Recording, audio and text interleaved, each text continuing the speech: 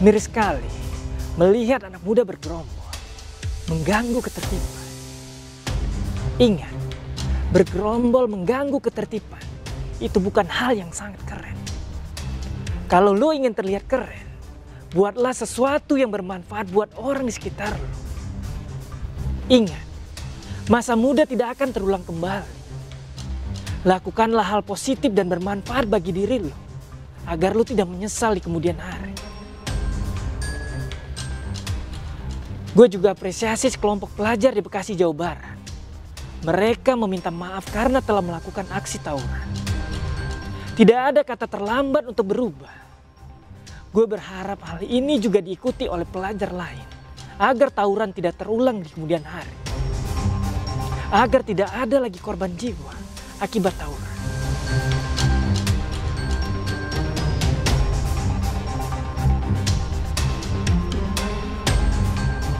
Gue juga punya informasi buat lo. Harga yang murah, rasa yang gurih membuat banyak orang tergiur untuk membeli jajanan di pinggir jalan.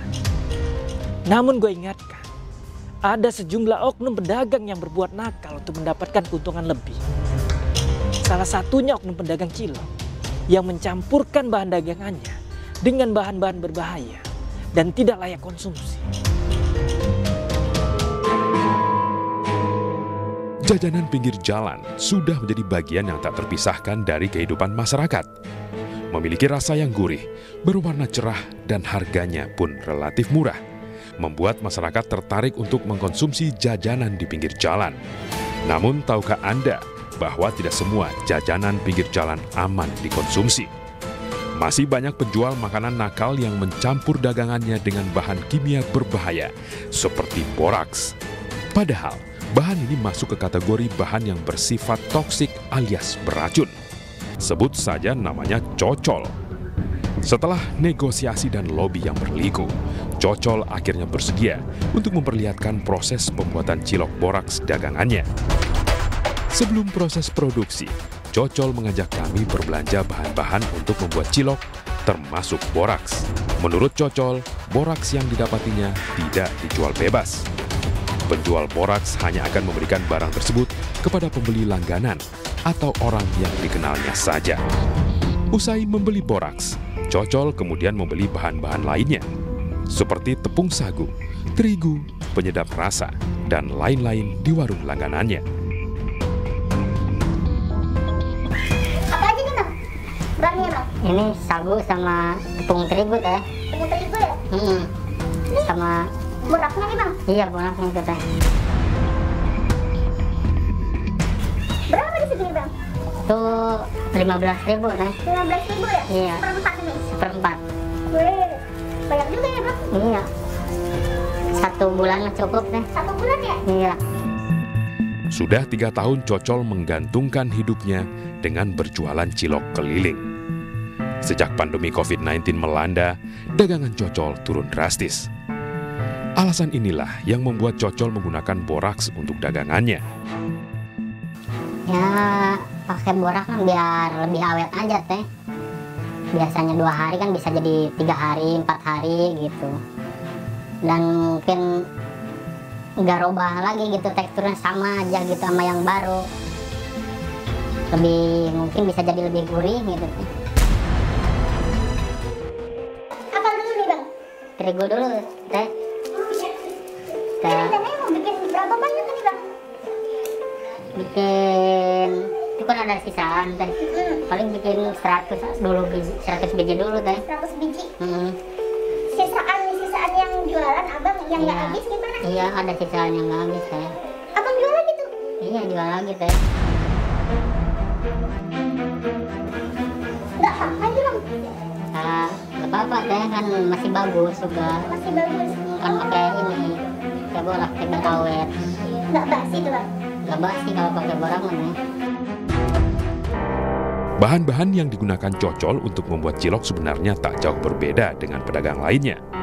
Hanya saja, Cocol menambahkan boraks. Senjata andalan ini sengaja Cocol tambahkan agar cilok buatannya lebih kenyal dan tentunya tahan lama. Takaran penggunaan boraks pun tak ada patokan pasti. Semuanya terserah Cocol. Nah, sekarang baru pakai borak teh. Berapa banyak ini boraknya teh? Kira-kira tergantung banyak kita bikinnya teh. Ini abang ngarang sendiri atau gimana nih? Pakai Kayaknya boraknya segitu takarannya bang? ngarang kalau takaran mah. Tapi kalau idenya ada yang ngasih tahu gitu teh. Oh, Kalau takarannya ngarang gitu. belajar pakai borak ini dari mana sih bang dulu bang? Dari temen deh kasih tahu. Cuma kalau prakteknya nggak dikasih tahu, cuma suruh campur aja.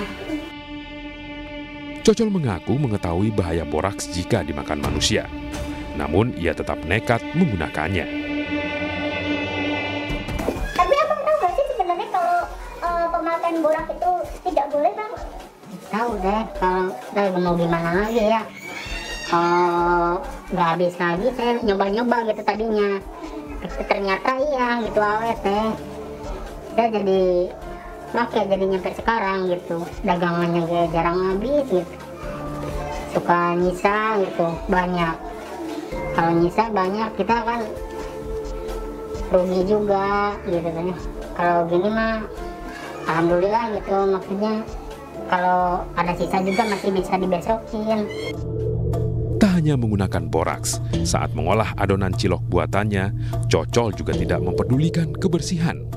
Padahal kebersihan dalam membuat makanan sangatlah penting untuk menghindari masuknya bakteri dalam makanan.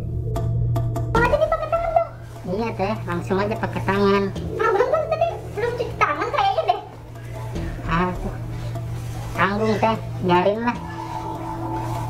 Biar ada vitaminnya, Vitamin apa bang pakai tangan? biar agak gurih-gurih teh. Cocol kemudian mencetak cilok agar semuanya sama besar. Cilok yang sudah terbentuk kemudian direbus hingga matang. Dalam sehari, Cocol bisa membuat 400 hingga 500 biji cilok. Jumlah tersebut tergantung sisa dagangan cilok hari sebelumnya. Dengan modal 100.000, Cocol bisa mendapatkan keuntungan hingga 300.000 rupiah dalam sehari. Nah sekarang gue akan kembali membacakan laporan yang masuk. Laporan pertama dari Atia 89. Lapor Pak Polisi, masih banyak judi yang terjadi di daerah Tarutung Tapanuli, Sumatera Utara. Mohon segera diusut Pak. Laporan selanjutnya dari Edvano 90. Di daerah Pengasinan Rawalumbu, Bekasi, masih sering terjadi aksi pencurian. Mohon segera ditindak Pak. Selanjutnya dari Ed Aci. Izin melapor Pak. Di daerah Kedamaian Bandar Lampung, pada malam hari masih sering ada pengendara motor membawa samurai. Sangat meresahkan warga. Mohon patrolinya Pak Polisi.